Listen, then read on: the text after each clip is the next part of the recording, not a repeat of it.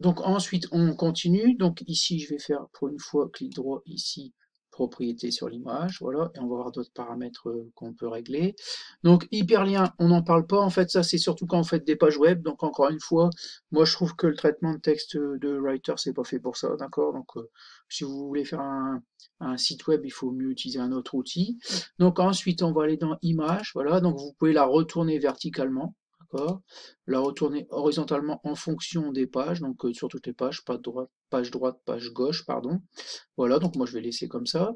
Le lié ici, on va pas en parler. Rotation ici, vous pouvez soit ici taper ici directement un chiffre, d'accord, ok, voilà. Ou alors, donc on va faire ici, double-clic, on va revenir. Ici, on peut revenir à 0, voilà. Ou alors directement ici, ici, et céder en fait de l'aiguille qui se trouve ici. Et pour en fait régler l'angle de rotation.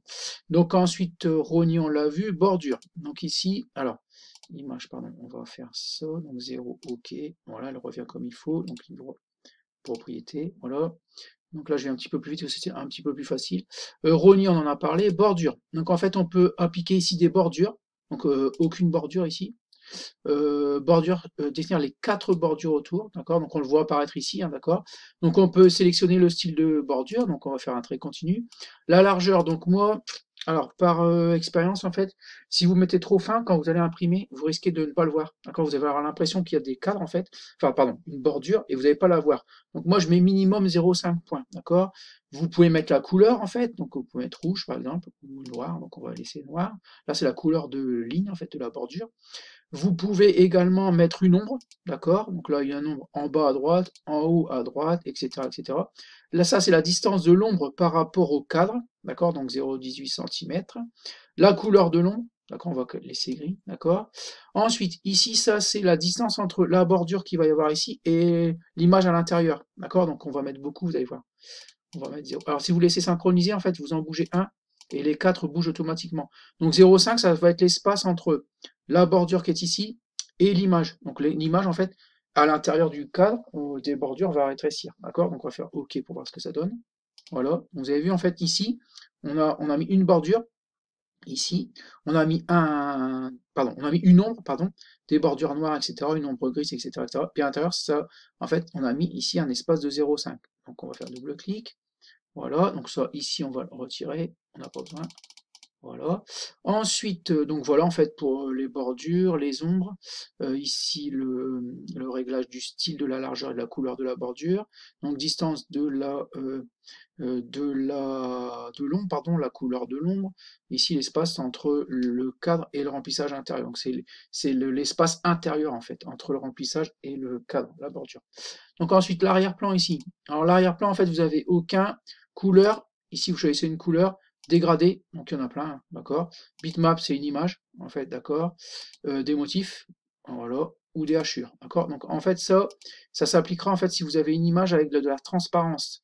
Donc ici, on va faire, attendez, on va faire ici bordure. On a mis 0, ok, pour qu'elle redevienne bien. Donc, vous voyez ici, là, alors là, j'ai pas fait attention, mais j'ai dû appliquer en fait un arrière-plan ici bleu. Donc ici, ça s'appliquera en fait que dans la transparence. Donc ici arrière-plan, voilà. Donc j'avais mis couleur bleue. Donc on va mettre vert pour que ça se voit bien. Donc ce vert-là, OK. Donc là, c'est ce qui est actuellement ce qu'on va remplacer. OK, d'accord. Donc vous pouvez très bien ne rien mettre. D'accord, OK, voilà, c'est à vous de voir. Alors et après, il y a d'autres trucs, hein, dégradés, il y en a plein, bitmap, ces images, etc., etc. Ensuite, la transparence. Ici, transparence, voilà, on va mettre 50%. Et OK, ça va être pour, en fait, encore une fois, l'arrière-plan qui est ici. D'accord? Donc là, on a modifié en fait l'arrière-plan. Tout ce qui est transparence, en fait, on a modifié l'arrière-plan. Donc en fait, ici, on va voir. Là, on modifie pas l'image en fait. La zone de transparence, on modifie déjà ce qui est transparent. Donc si on met un arrière-plan ici, on va mettre une couleur plutôt. Donc on va mettre, qu'est-ce qu'on pourrait mettre? Gris, d'accord? Et transparence, on va mettre un peu moins transparent. Donc ici, on va mettre. Alors, plus on augmente le pourcentage, plus on est transparent.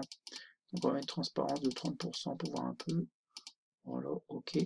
Et déjà, on est un petit peu moins transparent ici, d'accord? Donc là, c'est l'ombre derrière. Donc en fait, comme on a mis de la transparence sur le gris clair, alors, je vais essayer de faire un zoom. Voilà, je vais faire un zoom. Voilà. Donc ici, on a mis de la transparence sur le cadre qui est ici.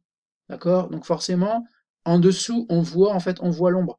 Si on met alors une transparence de 0%, donc on met pas de transparence du tout, ok? En fait, on voit pas l'ombre derrière, d'accord? Donc là, on ne gérera en fait que la transparence qu'il y a autour, d'accord? Parce que ça, c'est pas transparent, d'accord? Donc voilà pour les derniers paramètres ici. Donc on va prendre un filtre. Et macro, en fait, voilà, on s'en occupe pas, d'accord? C'est pour en fait gérer des calculs, des événements, etc. Donc c'est un petit peu compliqué, ça, on le voit pas ici. On ne fera pas ici les macros pour les images, d'accord? Donc voilà en fait pour tous les paramètres à régler en fait pour l'insertion d'une image dans le traitement de texte.